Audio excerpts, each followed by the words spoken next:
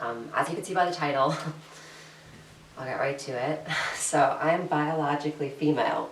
So about a decade ago, I ended up being thrown out for coming out as transgender. This isn't going to be a sad video, it's going to be a hopeful video, I swear. So now we're about a decade later, and I'm really like reflecting on my life because I'm so grateful for this new chapter I'm about to enter. And it just kind of has me reflecting, and I really want to make this video not to bash the social systems where I'm from, the social support systems where I'm from, or anybody else involved in this story, but to try to provide a hopeful story for somebody who might be in the position I was in about a decade ago. So when I was young, I went to the hairdressers and I asked for something called a pixie cut. I cut off all my hair, and shortly afterwards, that was that, right? And I do have to tell this part of the story to really kind of put it in context. To this day, I do remain estranged from my mother, and my father was not there at the time to take me in, so I experienced becoming unhoused. I couch surfed, I stayed with boyfriends, I stayed with family.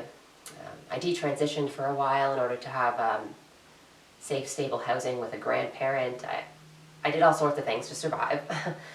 And now it's about a decade later, and I'm so grateful that I'm about to move to British Columbia, start at a new university, and that just really has me reflecting a lot. I remained with unstable housing until 2020 when I entered university, and I was able to go into the dormitory system, which continues to provide me stable housing to this day. And I just want to, make this video to just kind of talk about the fact that it is possible, although it's not statistically all that likely. If you become unhoused at that young of an age for coming out as transgender, you often don't go to university, but I was very lucky.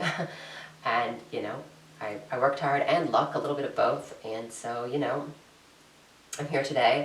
And I want to talk a little bit about my experience with this being specifically in a more rural area. I'm not sure if Cape Breton Island is exactly what everyone would consider rural, but to me it's somewhat rural. I mean, it's not Vancouver, it's not Toronto, it's not Montreal. So obviously in a place like that, there's not a lot of social security support systems. There was one place for people like me to go, and I never went there. I ended up couch surfing and surviving. Because it was actually such a rough place at the time that usually they wouldn't send females there. It's the only place for minors, unhoused minors, on the island to go, really, realistically at the time. And they would not send females. That's how rough it was. They would not send you, and it was full anyway. Usually, there just wasn't the support systems. I don't know that it's any easier in a major city. I don't know because I never lived that. I'm just speaking from my experience, coming from a somewhat rural area. Not like 2 buildings and a gas station rural, but not a major city. So, that definitely affected my experience. But, I want to make this video because at 14, I never would have imagined that I would have had top surgery, went to university, I'm about to start at a new university. I never would have imagined that I would get to this point, and then I detransitioned in order to gain stable housing, and I never would have imagined that I would find it to retransition, And I definitely didn't think that, at this point in my life, I would have a somewhat normal life.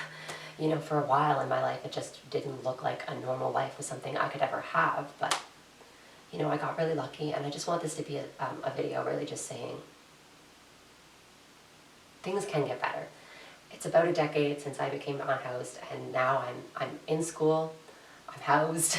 Right now I'm in this hotel waiting to move to British Columbia, moving to northern BC, For people like me, for transgender people, often growing up can be difficult, especially when you don't have family support, And I remain estranged from my mother. My relationship there will always be what it is, but, clearly progress is being made because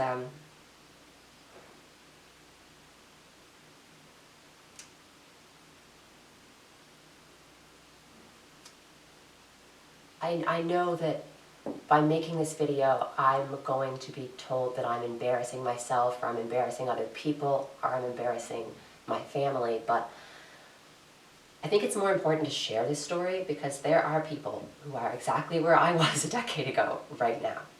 And I want them to be able to see this. I think that's more important than embarrassing anybody, but the fact that anybody feels embarrassed to say, yeah, I threw my child out for being transgender, that's an improvement because that embarrassment was not there about a decade ago, you know, and I think that's really good. The fact I was able to go from unhoused, you know, in a very, very dangerous situation as a child, too young to work, with nowhere to go, you know, to where I am today, about to move to BC, housed, life going decently well. I mean, obviously with a story like this, it's not completely perfect. I do remain estranged from most of my family, you know, but there's chosen family, and I survived. About a decade later, I'm not homeless. My life's pretty okay. I'm currently in this hotel waiting to move to BC. You know, I went from a teenager with a pixie cut and nowhere to go to today. Actually, my hair's growing out now, actually, and I'm growing it out, actually. But at the time I came out as female to male. You know, and my identity evolved over the years, and for a while I was forced to completely detransition because that's what I had to do to have somewhere to live. But, you know, that's not the case anymore. And I just want this to be a story for anybody who might be where I was in the past, that, you know, things can get better, they do get better, and I think that's really good.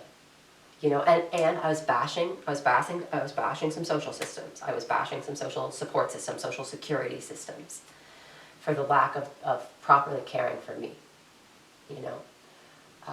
Guidance counselors knew I was homeless, cops knew I was homeless. A lot of things could have gone better. But there were no support systems for somebody in my position where I lived. And I was never really offered the support I think I needed at the time. Now, with that bashing said, I am so grateful for what I was given, because I wasn't given nothing. This top surgery was free, and I have received a lot of social support that has gotten me from a point where, you know, about a decade ago I had nowhere to go to now. I'm about to move to the other side of the country to start a university. You know, I've got pretty good academic prospects, you know, and I'm very, very grateful for what I was given. And for the people along the road who weren't my own government did help me out, but for the people along the road who weren't my own government that also provided me support, that I can't say that I would be here with it.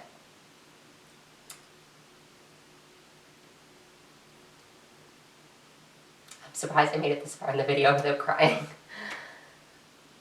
I don't want this to be a sad video. I'm actually so grateful. I'm so excited. I'm a couple days from moving to the other side of the country. And I'm just reflecting on how grateful I am to have made it from a really difficult spot.